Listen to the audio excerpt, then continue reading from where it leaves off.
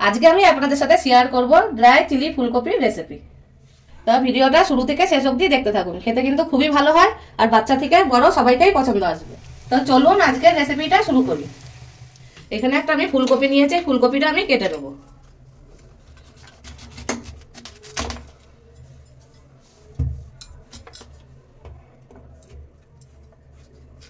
এক একটা করে আমি ফুল নিয়ে ভেঙে নেব, এরকম করে ফুলগুলো বের করে নেব।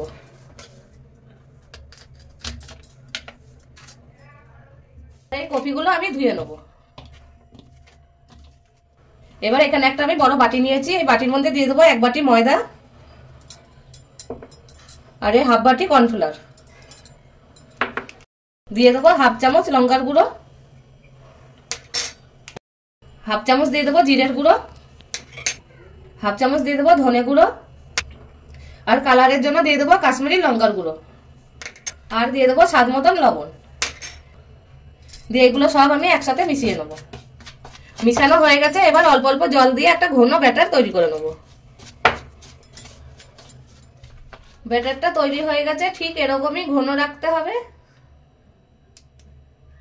এবার পকোড়াটাকে ক্রিস্পি করার জন্য আমি এখানে কোনো ব্রেড ক্রাম্ব দেবো না, তার জন্য নিয়ে নিয়েছি 1 বাটি চিড়ে। এটা আমি মিক্সিতে গুঁড়ো করে নেবো। চিড়ে গুঁড়ো হয়ে গেছে, এবার আমি ঢেলে নেবো। এবার একটা করে কফির ফুল নিয়ে এই ব্যাটারের মধ্যে দিয়ে দেবো, দিয়ে ভালো করে আমি মাখিয়ে নেবো। এটা দিয়ে হাতে করে উঠিয়ে এই চিড়ের গুঁড়োর মধ্যে ডুবিয়ে নেবো।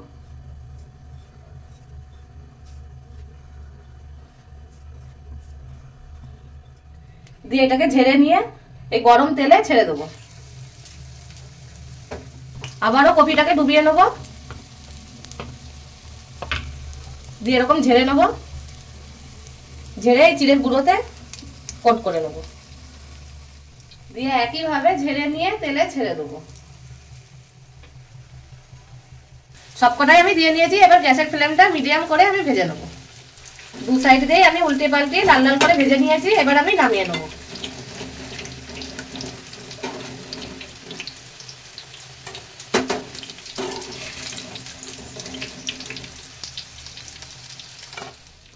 ওই প্যানে আমি অল্প তেল দিয়ে দিয়েছি। এই তেলে দিয়ে দেবো আমি রসুন কুচি,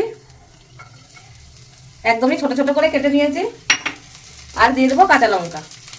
কাঁচা লঙ্কাটাও ছোট ছোট করে কেটে দিয়েছি, যেগুলো আমি ভেজে নেবো। ভাজা হয়ে গেছে, এবার গ্যাসের ফ্লেমটা একদম কম করে দেবো।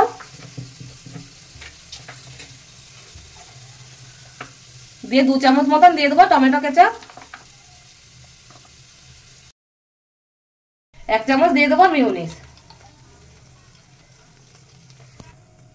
আর 1 চামচ দিয়ে দিচ্ছি শেজওয়ান সস। 1 চামচ দিয়ে দেবো চিলি সস। এবার সবগুলো ভালো করে মিশিয়ে নেবো। আজকের রেসিপিটা যদি ইউটিউব থেকে দেখে থাকেন তাহলে চ্যানেলটাকে সাবস্ক্রাইব করে দেবেন, আর যদি ফেসবুক থেকে দেখে থাকেন পেজটাকে ফলো করে নেবেন। সসটা মিশানো হয়ে গেছে, এবার দিয়ে দেবো ভেজে রাখা ফুলকপিগুলো। দিয়ে এগুলো ভালো করে আমি মিশিয়ে নেবো। এই রেসিপিটা একবার হলেও বাড়িতে বানিয়ে দেখবেন, খেতে কিন্তু খুবই ভালো লাগে। এটা অল্প ঝালও হয় আবার মিষ্টিও হয়, তাই এটা সবাইকেই পছন্দ আসবে। এবার ওপর থেকে দিয়ে দেবো ধনেপাতা কুচি।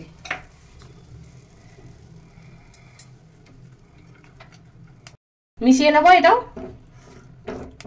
রেসিপিটা পুরোই কমপ্লিট হয়ে গেছে, এবার আমি প্লেটে নামিয়ে নেবো। এই ড্রাই চিলি ফুলকপির রেসিপিটা আপনাদের কিরকম লাগলো আমাকে কমেন্ট করে জানাবেন। আর যদি ভালো লেগে থাকে তাহলে ভিডিওটা লাইক করে দেবেন আর বন্ধুদের সাথে শেয়ার করবেন। আর বাড়িতে বানিয়ে আমাকে জানাবেন যে কিরকম লাগলো আপনাদের। তা আজকের জন্য এই পর্যন্তই, আবার দেখা করব আপনাদের সাথে একটা নতুন ভিডিও নিয়ে।